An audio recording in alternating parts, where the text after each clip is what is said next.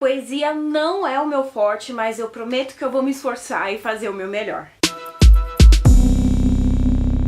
Oi, aqui é a Stephanie, você está no canal Mundos Impressos. Hoje é dia de tentar conversar um pouco sobre poesia. Quem me acompanha sabe que eu fui a maior cabuladora das galáxias quando as minhas aulas na época da graduação eram a respeito de poesias, de poema. Se dependesse, eu pegava até um travesseirinho e dormia, porque paciência eu não tinha. E não, eu não falo isso como um bom exemplo, tanto que eu reconheço que há uma série de poesias, de poemas bons no mundo, mas eu particularmente sou mais da prosa. Mas sendo fã ou não, eu gostaria de conversar um pouquinho com vocês hoje a respeito de um dos meus únicos queridinhos.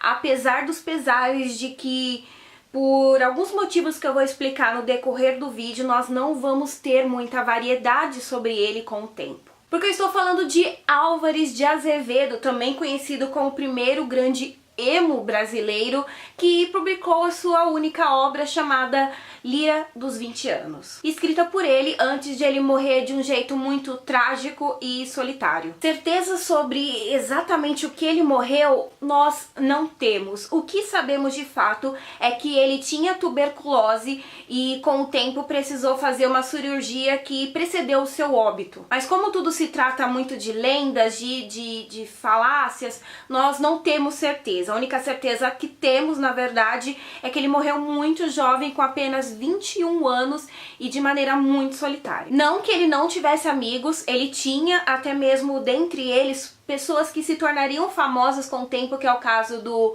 Bernardo de Guimarães. Só que por opção própria e até mesmo por certo contexto da época, ele optava por ficar mais sozinho. Mas antes de continuar, você deve estar se perguntando por que diabos eu estou falando tanto da vida do autor ao invés de entrar na obra propriamente dita.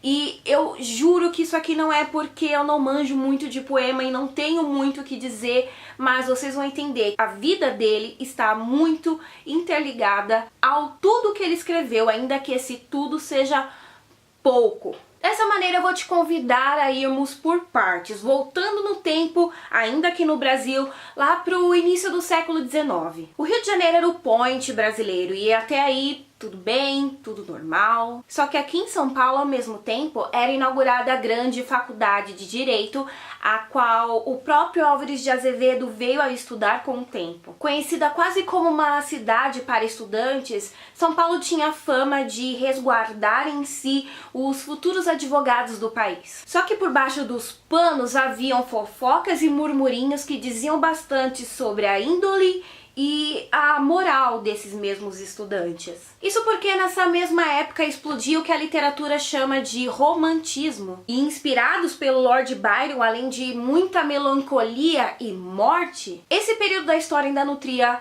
muita, mas muita putaria. Ou seja, além de serem futuros advogados, esses mesmos estudantes tinham a fama de participarem coletivamente de orgias enormes e constantes. Só que apesar de viver na mesma época, inclusive ser amigo dessas pessoas que frequentavam esses tipos de festas, o Álvares de Azevedo não curtia muito essas noites loucas e preferia ficar sozinho em meio aos livros. Foi assim desde criança, ao menos é o que as pessoas próximas a ele dizem que ele fazia desde pequeno. Ao invés de estar com as outras pessoas, ele optava sempre por estar sozinho e em meio aos livros. Muito disso deve ao fato que ele presenciou a morte do seu irmão quando ele tinha apenas 4 anos de idade e depois disso mais um monte de tristezas. Viver em São Paulo naquela época não era um bom lugar para quem não curtia a orgia, essa putaria toda.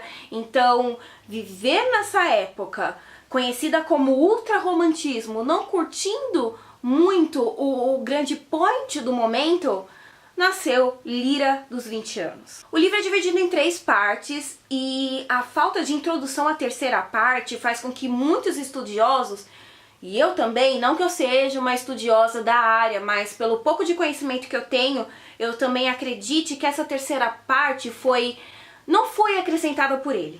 Como se essa terceira parte, apesar de ela dialogar muito com a primeira parte do livro como um todo, ela fosse colocada até talvez por outra pessoa. Então são poemas dele, ainda que sem o preparo que ele tinha feito nas duas primeiras partes, porque sempre há uma introdução, como se ele contextualizasse o leitor antes de ele se deparar com sua poética. Seja como for, não vamos ter só características do ultrarromantismo, mas como também desabafos da própria vida do autor. Tanto que é exatamente por isso que é muito importante compreender não só o contexto histórico da época, mas também a vida dele. Porque exemplo de um poema chamado Anjinho, da primeira parte do livro, ele narra como é que foi a morte do irmão e como ele se sentiu com tudo isso. E em outros títulos ele fala inclusive muito sobre a morte e o quanto aquela solidão, aquele tédio faz desejar muito por isso. Antes de morrer, inclusive, ele escreveu um desabafo, colocando, por exemplo, 2017 morre tal pessoa, 2018 morre tal pessoa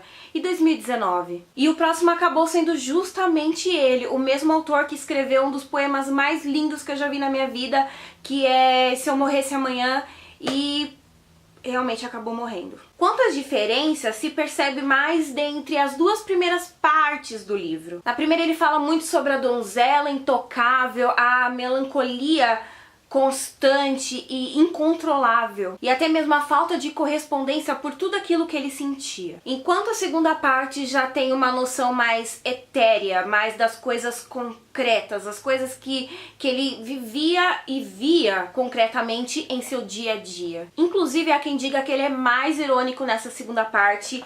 Eu particularmente não notei ironia, e por mais que claramente a segunda parte esteja mais voltada à maneira com que ele se inspirou pelo Byron, acredito que ele nasceu para escrever poemas melancólicos sobre a donzela intocada, sobre a melancolia intensa que ele sentia, como se ele tivesse uma veia para o sofrimento e não para a ironia. E dá pra sentir a sinceridade na obra, o quanto ele sente cada um desses sentimentos e o quanto cada um deles realmente dói muito dentro, sabe? Seja na primeira ou na terceira parte, em que os poemas estão mais voltados pro campo dos sonhos, pro campo do abstrato, da imaginação, do desejo. Enquanto a segunda parte já fala sobre algo mais concreto, mais visível, algo que você pode tocar. Independente do gosto alheio, ninguém pode negar que o Álvares de Azevedo marcou a história, mesmo que somente com uma única obra. Tanto que quando ele morreu, as pessoas em sua volta, inclusive, costumavam dizer que o Brasil tinha perdido a pessoa que tinha potencial e capacidade para se tornar o melhor poeta brasileiro de todos os tempos. Até porque os coitados não imaginavam que nasceria Augusto dos Anjos, né?